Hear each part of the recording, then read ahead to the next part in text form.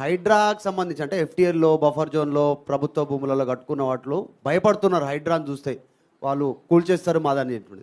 కానీ అదే ఓవైసీ ఎఫ్టీఎల్లో పెద్ద కాలేజ్ కట్టుకుంటే ఓవైసీని చూసి హైడ్రా భయపడుతుంది, ప్రభుత్వం భయపడుతూ ఉంది. ఓవైసీని ఏం చేస్తలేరు, నోటీసులు ఇచ్చారు, టైం ఇస్తారు, 6 నెలలు అంటారు, అకాడమిక్ ఇయర్ లాస్ అవుతుంది అంటారు. కానీ ఇక్కడ కూడా చిన్న చిన్న కుటుంబాలు 20 కుటుంబాలు 30 కుటుంబాలు 40 కుటుంబాలు అలా ఇల్లు పోతే అందులో కూడా పిల్లలు ఉన్నారు, 50 మంది 60 మంది 70 మంది, వాళ్ళది కూడా అకాడమిక్ ఇయర్ ఖరాబ్ అవుతుంది, వాళ్ళు లాస్ అవుతారు. వాళ్ళ గురించి పట్టించుకోవట్లేదు. కానీ ఓవైసీకి భయపడతా ఉంది హైడ్రా. మీకు మేము చెప్పేది అది డిమాలిష్ చేసిన స్ట్రక్చర్స్ అన్నీ కూడా ఎక్కడ డిమాలిష్ చేసాము, ఆ డిమాలిష్ చేసింది ఖాళీగా ఉన్న బిల్డింగ్సే. ఏది ఇప్పుడు అమీన్పూర్ మీకు చెప్తున్నాం, ఆ ముందు రోజు వెళ్ళి వీడియో తీసాం, అంతా తీసుకొని అవన్నీ కూడా ఎస్టాబ్లిష్ చేసాం, దాంట్లో ఎవరు లేరు. ఆ రోజు రాత్రి కొంతమందిని తీసి కూర్చోబెడితే కనుక అది ఆక్యుపైడ్ కాదనమాట. సో అట్లానే మీకు ఎగ్జాంపుల్ చెప్తున్నాను. ఎవరు ఇప్పుడు సున్నం చెరువులో చేసినప్పుడు అతను ఎవరు అక్కడ చేసిన బిజినెస్ మీద అతనితో డిపెండ్ అయిన వాళ్ళతో ఉన్నటువంటి వాళ్ళది డిమాలిష్ చేసాము.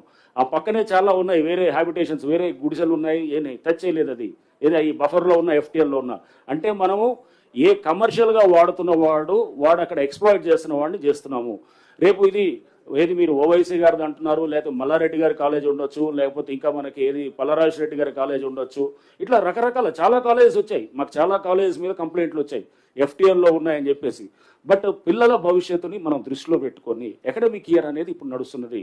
ఇప్పుడు కనుక తీస్తే వేలాది పిల్లలు ఇది మొత్తం రోడ్ల మీదకి వస్తారు. ఒక మెడికల్ కాలేజ్ స్టూడెంటో, ఒక ఇంజనీరింగ్ కాలేజ్ స్టూడెంటో, ఒక 10th ఎగ్జామ్ రాసేవాడో, ఇంటర్మీడియట్ చదివేవాళ్ళు చాలా కాలేజ్ మీద వచ్చాయి ఇట్లా కంప్లైంట్స్. రేపు తప్పకుండా అకాడమిక్ ఇయర్ అయిన తర్వాత వీళ్ళ ఎక్కడైతే కనుక ఇటువంటి ఉన్నాయో కంప్లైంట్స్ వాటిని తప్పకుండా హ్యాండిల్ చేసి ఓవైసీ అసలు ఛాలెంజ్ చేస్తా ఉన్నారు హైడ్రాని ప్రభుత్వాన్ని, మీ బిల్డింగ్స్ ఓకే రంగనాథ్ గారు, మీరు మొన్నటి వరకు మీకు ప్రశంసలు వచ్చినాయి అన్నారు, నిజంగా అందరు కూడా హ్యాపీగా ఫీల్ అయ్యారు. కానీ ఈ మధ్యలో రావడానికి ప్రధాన కారణం ఏంటంటే పెద్దవాళ్ళై జన్వాడ కానీ ఇంకొక ఎంపీ కానీ ఇంకో మాజీ ఎమ్మెల్యే కానీ ఎమ్మెల్సీ కానీ అన్నీ ఉన్నాయనేది అందరు చెప్తున్నారు. వాటిని వదిలేసి చిన్న వాళ్ళని పట్టుకోవడంతోనే హైడ్రా మీద అందరు కోపంగా ఉన్నారు. మీరు చెప్తున్నారు కదా, మీరు ఏదైతే ఉన్నదో తప్పకుండా పెద్దవాళ్ళే ప్రథమ టార్గెట్గా జరుగుతున్నది, దాంట్లో ఇది లేదు. చిన్నవాళ్ళైనా కానీ కూడా మీరు చిన్నవాళ్ళు అనుకోవద్దు. మీరు ఇప్పుడు ఈ విల్లాస్ డిమాలిష్ చేసినప్పుడు కనపడేది ముందు చిన్నవాళ్ళు కానీ వెనకాల ఉండేది పెద్దవాడే అనమాట. అది కూడా గుర్తుపెట్టుకో.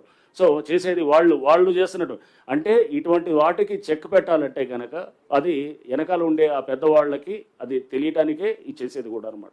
సో జన్వాడ జన్వాడ నేనేది అంటున్నాను, ఇండివిజువల్లీ మీరు చెప్పి జన్వాడ అనేది doesn't come under the scope of ఏది హైడ్రా. ఎందుకంటే జన్వాడ 111 జీవో కింద ఉంటుంది, కానీ 111 జీవో పరిధి మాకు రాదు. And it is out of the ఏది మాకున్నటువంటి పరిధిలోకి రావట్లేదు అది.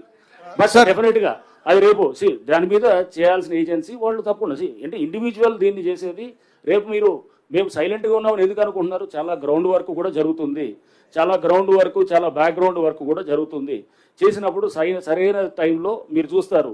ఇదంతా 4 రోజులు ఉండేటటువంటి మీరు అనుకుంటారు ఏవి సైలెంట్గా ఉన్నారు, ఇది చేయట్లేదు పెద్దవాళ్ళ మీద అని. రేపు ఎప్పుడో మళ్ళీ సడన్గా ఒక రోజు ఏది మీరు పెద్ద 2 మంచి పడంగానే అప్పుడు మీరే అంటారు అనమాట, అరే సార్ సైలెంట్ ఏం కాదు అని చెప్పి మీరే అంటారు, లేదా ప్రభుత్వం సైలెంట్ కాదని అంటారు. సో ప్రభుత్వం కానీ అందరూ కూడా దీనికి పూర్తిగా సీఎం గారు పలు సందర్భాలు చెప్పారు. ఎవరైతే కనుక ఇప్పుడు ఫామ్ హౌసెస్ కూడా చాలా చూస్తున్నాం, ఏది మన ఉస్మాన్ సాగర్ హిమాయత్ సాగర్ చుట్టూ ఉస్మాన్ సాగర్ చుట్టూ డిమాలిష్ చేశాం. అట్లా హిమాయత్ సాగర్ చుట్టూ కూడా దానికి కొంత ఏంటంటే ఇంకా నోటిఫికేషన్ దాని విషయంలో కొంత సందిగ్ధత ఉంది కాబట్టి దాంతో